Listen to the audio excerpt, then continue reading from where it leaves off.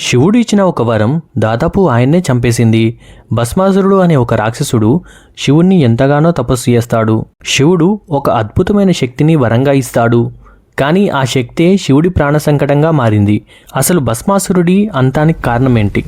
భస్మాసురుడు ఘోర తపస్సు చేసి నేను ఎవరి తలపై చేయి పెట్టినా వారు భస్మం కావాలి అని శివుడిని వరం అడుగుతాడు. భక్తుడి కోరికను కాదనలేని శివుడు ఆ వరాన్ని ఇచ్చాడు. కానీ వెంటనే తన కొత్త శక్తిని శివుడిపైనే పరీక్షించాలని చూస్తాడు భస్మాసురుడు. భయపడిన శివుడు పారిపోవాల్సి వస్తుంది.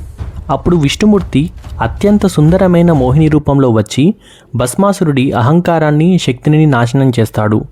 మోహినితో కలిసి నాట్యం చేస్తున్నప్పుడు అసురుడు తన తలపై తానే చేయి పెట్టుకోవాల్సి వస్తుంది. ఇది కేవలం కథ కాదు.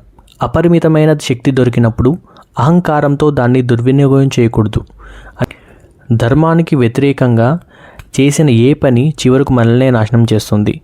ఇలాంటి మరిన్ని కథల కోసం ఇప్పుడే ఫాలో చేసేయండి.